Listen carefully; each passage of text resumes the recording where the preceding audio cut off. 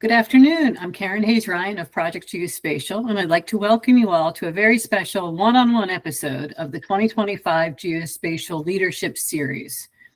Today we are meeting with Harley Emery, founder of Chartered, a fairly new woman-owned small business. Welcome, Harley.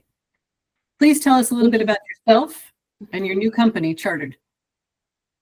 Great. Thank you, Karen, and thanks for inviting me to join you for this. So my name is Harley Emery, and I recently co-founded Charted, which is a boutique consulting firm specializing in data analysis, GIS, and report production for organizations focusing mostly on humanitarian issues and development.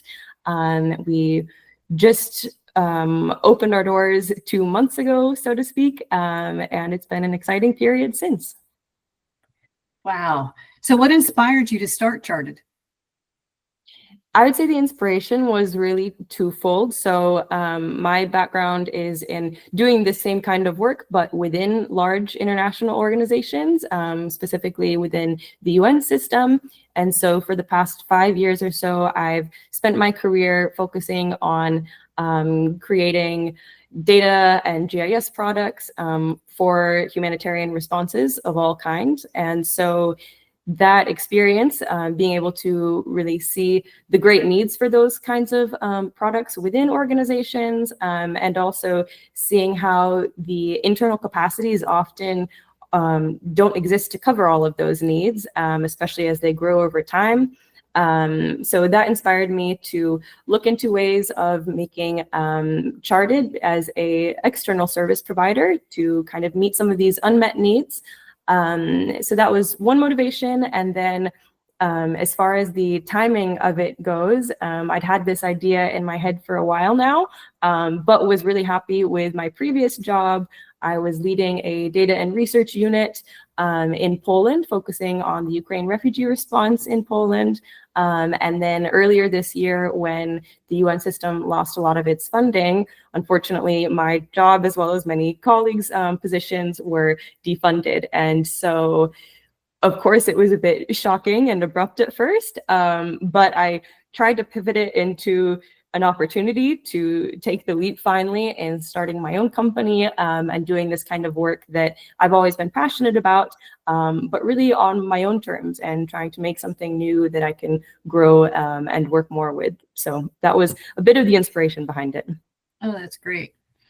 As you were saying, you're still in the very early stages of establishing your company. What plans do you have? And are there any additional services or products that you would like to incorporate in the future? Definitely.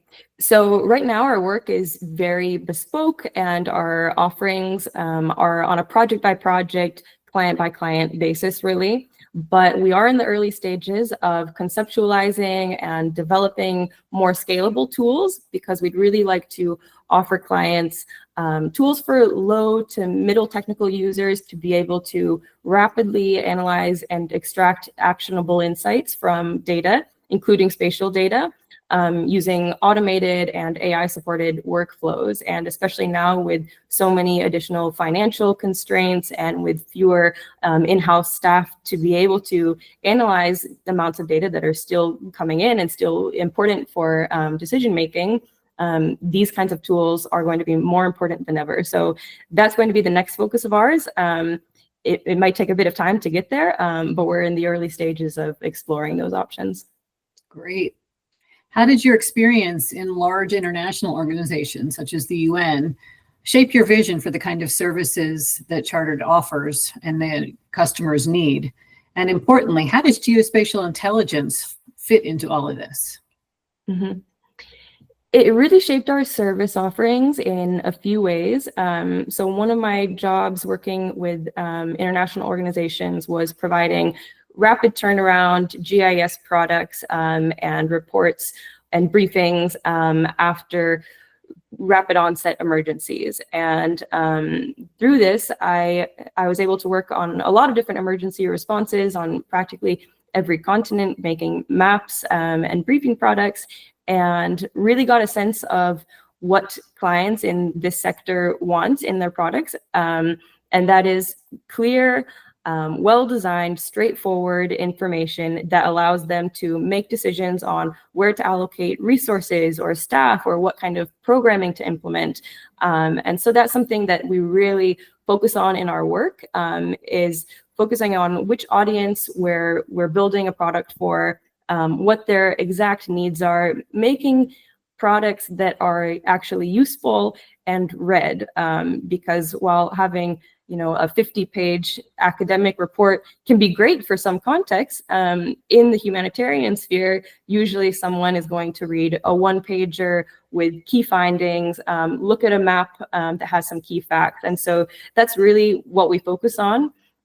I would say another motivation, something we learned from while working within international organizations, was at times when we would outsource this type of work, we often faced issues with service providers maybe having extensive delays, taking too long to deliver, or occasionally the quality of work just not being as up to par as I think organizations should strive for, or maybe not being as contextually aligned. And so with us, we understand that a lot of the times this work is extremely time sensitive. There is no time to push deadlines. The quality has to be top notch. And having a background from within the organizations also really helps, because we have a strong understanding of the context that we're working in, and how the organizations work, how the procurement processes work. And so those are a lot of the things that we really bring to Charted, and I think kind of give us a leg up in certain ways. And then within all of this, really, Geoint is extremely important. When I was working within these organizations, everyone always wanted spatial data analysis for decision making. It's always one of the first pieces of information that any donor, HQ level decision maker, or programmatic colleague in the field delivering actual aid needs in order to do their work. And so you can't have that without Geoint being a focus. And even if in the humanitarian sector, the term Geoint isn't used as much, I think it's a bit new in that sector, but the actual work is very much Geoint focused. And so we definitely do a lot of that and encourage organizations and clients to incorporate more of it in their workflows. Wow, that's great. So you've founded more than one venture in your history. Could you tell us a bit about your earlier experience co-founding Averto and how that shaped your approach to starting Charted? Definitely. So towards the end of college, I co-founded a situational awareness mapping application that basically allowed civilians in conflict zones to map hazards and conflict events. And if you know, do you know the app Waze? Yeah. It was kind of like Waze, but instead of mapping roadblocks or radars, people could map militia checkpoints or military movements, active shooting, missile attacks, and then through a system of moderators and a user reliability scoring system, those points would then be placed on a shared community map, and people could use that in their day-to-day lives to navigate life under conflict. And so this was active in Libya in the most recent civil war in 2018, 2019. And it was a fascinating experience. Of course, the work was very important, very moving for me as basically my first job out of college. And it was a good introduction into Geoint informally, because it was very Geoint focused work. But it also taught me a lot about entrepreneurship and taught me how to create a business plan and what an LLC is and how to register one, how to pitch a concept to a mentor or a potential donor. And so that was an invaluable experience, definitely. And I think if not for that, it probably would have been a lot harder to just go for it sort of with Charted and say, okay, well, let's open an LLC. I know how to do this. And so it definitely informed this experience in a lot of ways. So then what has been more challenging than you expected. So Averto may have laid the groundwork, but what has been more challenging than you expected in this shift once you had that more institutional experience at the UN and other larger companies? Mm-hmm. I think going from having that much structure of work to then being your own boss completely, having your own priorities that you alone need to rank and identify what is extremely urgent, what do I need to do today, what can maybe wait until next week. That's taken some getting used to, actually. Figuring out which task to delegate, what to spend money on, because in the early stages of a business, a lot of this is self-funded. And so identifying what I can do and what my teammates can do and my business partner are able to do in-house versus what we should outsource.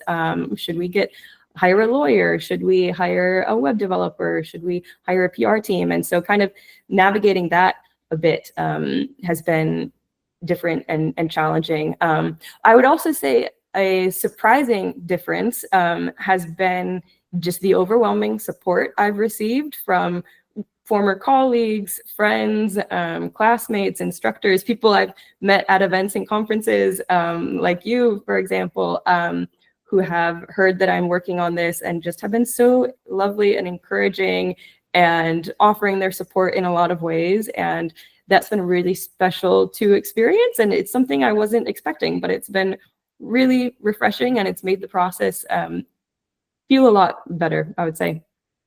Yeah, I think a lot of the folks that you've met at Geoint and other places like that feeling of, we're not just in this for the defense mechanism, but we can help somebody. This is people's lives. This is people, and so it gets very easy to get behind somebody like you. So it is pretty exciting. So how do you approach building your team at Charted, especially with the way since the beginning of this calendar year, the humanitarian and development aid sector has been changing, evolving?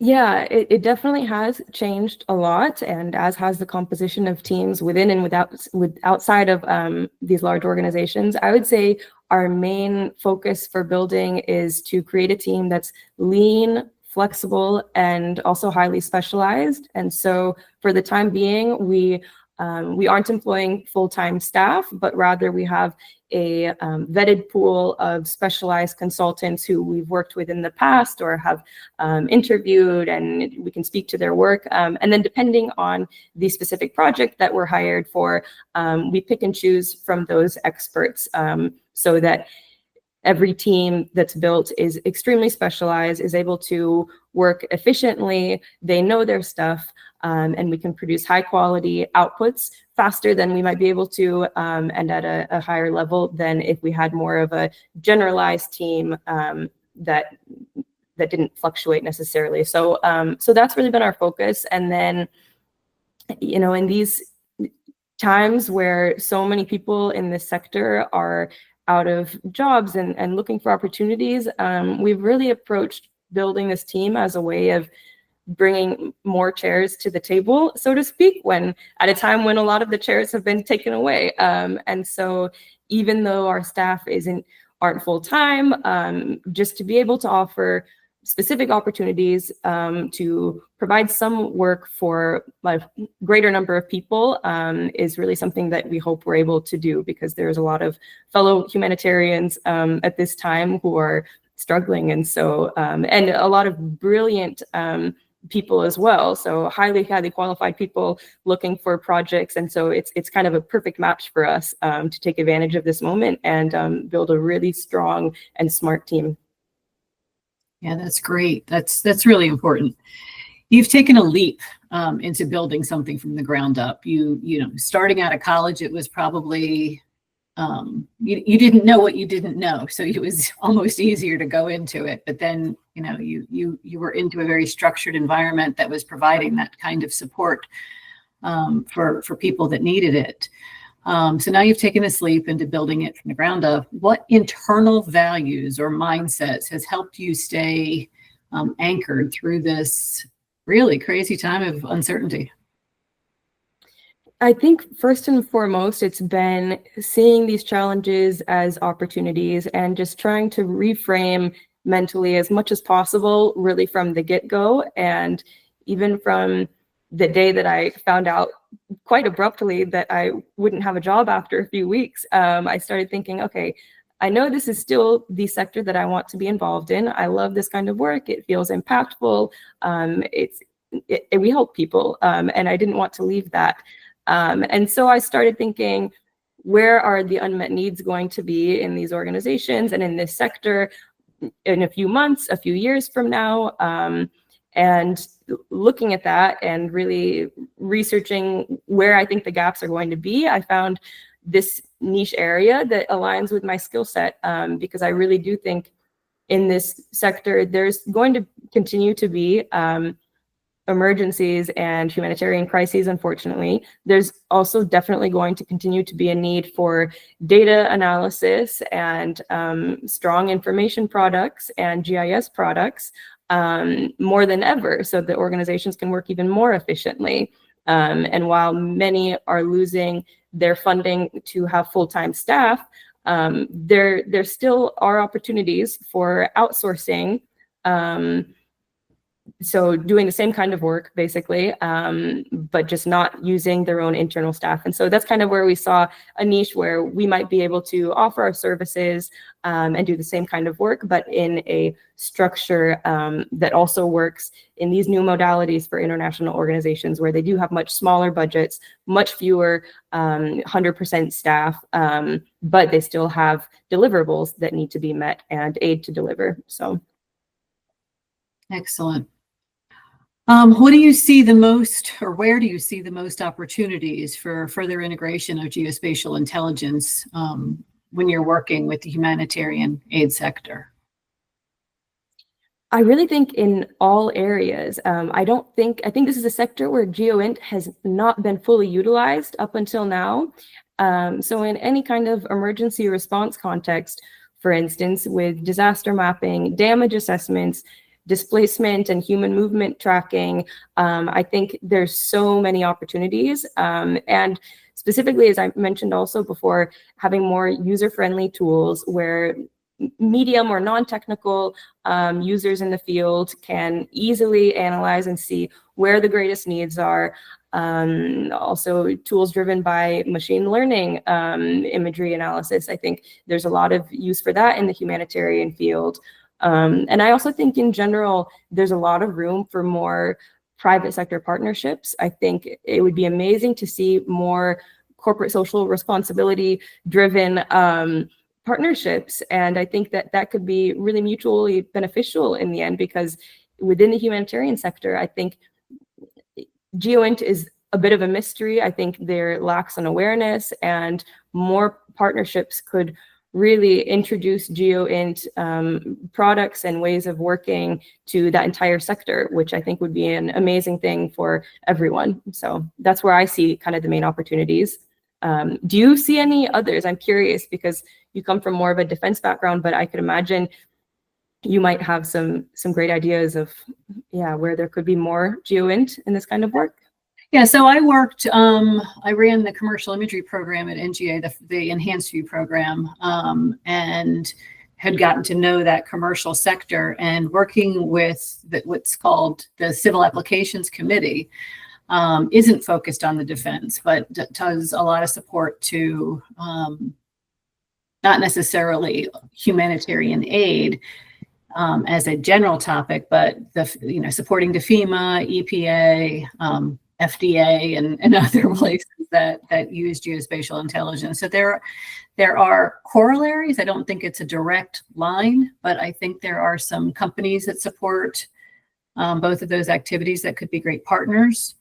I know a couple of the commercial imagery collection companies have a specific line in there where they want to do some pro bono work supporting the world or the planet. So that would be something that I can, some groups I could probably introduce you to, but USGS's Civil Application Committee may actually be very interested in talking to you. That'd be really interesting. Yeah, I would love to learn more about those opportunities, definitely. Good. So Harley, I met you at the USGIF Geoint Symposium back in May. Was that your first time attending? It was my first time, actually.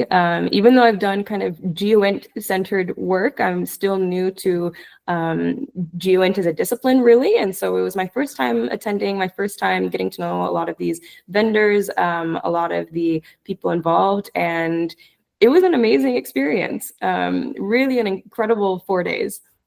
That's great, because you attended Geoint as a golden ticket winner, which is really awarded to a very small select group of young professionals. It's very competitive.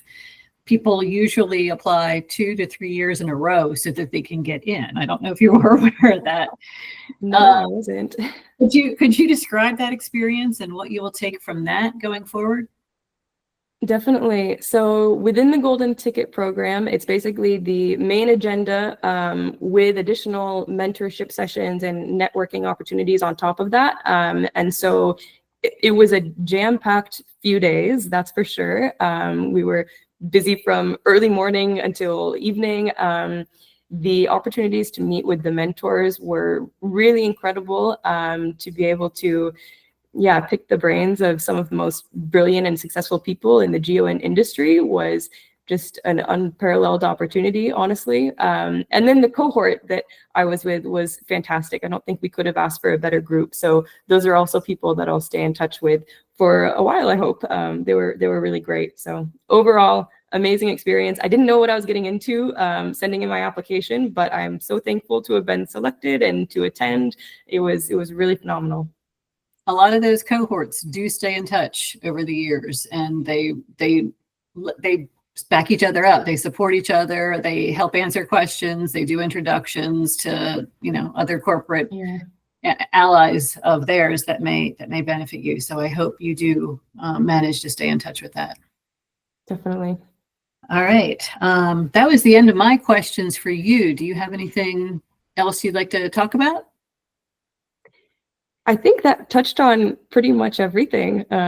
We covered a lot of ground, so nothing else to add for now. Thank you so much for having me and for inviting me to join this conversation. It's been really great, and I really appreciate it. Thank you. Yeah, this was my first one-on-one that I requested, but after meeting you, I was so taken in by your mission. And what you represented. So I really wanted to make sure other people besides me got to see what you're doing and maybe get some additional help and resources headed your way. That's amazing. Well, I appreciate it so much. You have no idea. So really, thank you. All right, this is Karen Hayes-Ryan from Project Geospatial, concluding the special episode one-on-one with Harley Emery of Charted.